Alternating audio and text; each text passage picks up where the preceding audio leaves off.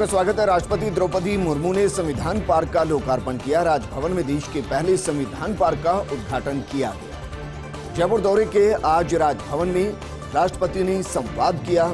सहरिया कथोड़ी जनजाति के प्रतिनिधियों से मुलाकात की।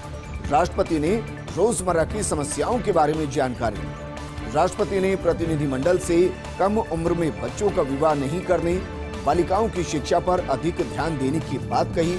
बालिकाओं को आत्मनिर्भर बनाने के लिए आह्वान किया। राष्ट्रपति ने सहरिया एवं कथोड़ी जनजाति समुदाय के लोगों से कहा वो अपने बच्चों को अधिकाधिक पढ़ाए और स्वावलंबन से जोड़े। आदिवासी समुदाय का जल, जंगल और जमीन को बचाने में अहम योगदान है। उन्होंने आदिवासी समुदाय को श्रम से जीवन संवारने के लिए प्रेरित किया। राज्यपाल कलराज मिश्र और मुख्यमंत्री गहलोत भी इस दौरान मौजूद रहे।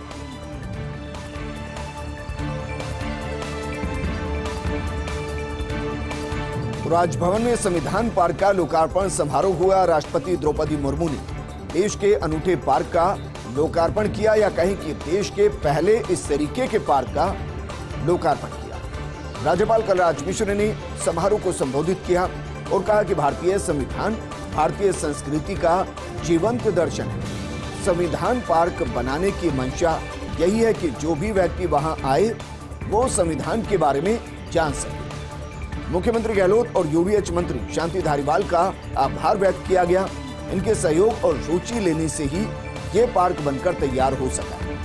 संविधान की प्रस्तावना और उद्देशिका एकता दर्शाती, युवाओं में संविधान के प्रति आस्था जागृत हो, इसलिए मैं कार्यक्रमों में संविधान की प्रस्तावना का वाचन करवाता हूँ। आइए हम सभी महान संविधान निर्माताओं को नमन करें। राजभवन में संविधान पार्क का लोकार्पण समारोह हुआ। राष्ट्रपति द्रौपदी मुर्मू ने देश के अनूठे पार्क का लोकार्पण किया। मुख्यमंत्री गहलोत ने लोकार्पण समारोह को संबोधित किया और कहा कि प्रदेशवासियों की तरफ से राष्ट्रपति जी का स्वागत करता। द्रौपदी मुर्मू जी देश की दूसरी महिला राष्ट्रपति हैं। राजभवन में संविधान पार्क राज्यपाल जी की सोच थी। राजस्थान का राजभवन पहला राजभवन है जहां संविधान पार्क बना। डॉक्टर भीमराव अंबेडकर ने देश का संविधान बनाया। आप देश की दूसरी महिला राष्ट्रपति हैं। संयोग से पहली राष्ट्रपति वो इसी राजभवन में राज्यपाल रही। बात प्रतिभा पाटिल की होगी। देश को संविधान ने ही महिला प्रधानमंत्री दी, ये बात इंदिरा गांधी जी की होगी। राज्यपाल कलराज मिश्र ने संविधान को लेकर नई पहल की।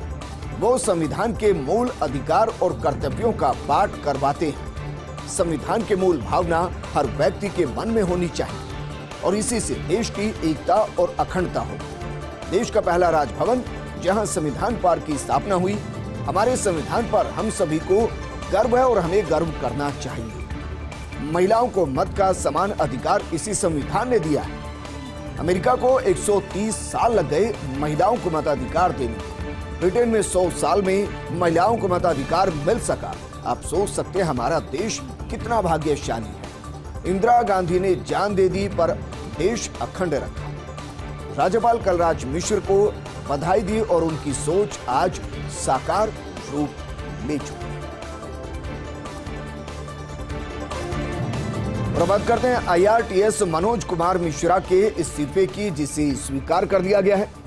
ओडिशा में इलेक्ट्रॉनिक्स सूचना प्रौद्योगिकी विभाग के प्रमुख सचिव नियुक्त किए गए। इस्तीफे के एक दिन बाद अनुबंध के आधार पर मनोज मिश्रा की नियुक्ति हुई। ओडिशा में केंद्रीय प्रतिनियुक्ति पर थे 2000 बैच के अधिकारी मनोज मिश्रा। ओडिशा सीएम नवीन पटनायक के काफी करीबी माने जाते हैं मिश्रा। मनोज मिश्रा के अगले चुनाव में राजनीति में उतरने की भी संभावनाएं जताई जा रही। भारतीय रेलवे को माल ढुलाई से 1,20,478 करोड़ रुपए की आय। रेलवे ने जारी किया मौजूदा वित्त वर्ष में दिसंबर 2022 तक के आंकड़े।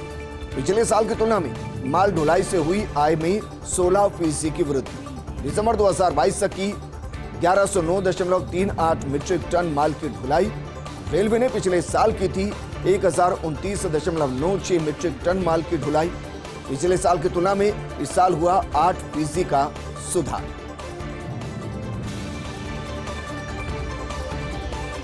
इस बुलेटिन में फिलहाल इतना ही, लेकिन आप बने रहिए फर्स्ट इंडिया न्यूज के साथ, क्योंकि खबरों का सिलसिला लगातार जारी है। नमस्कार।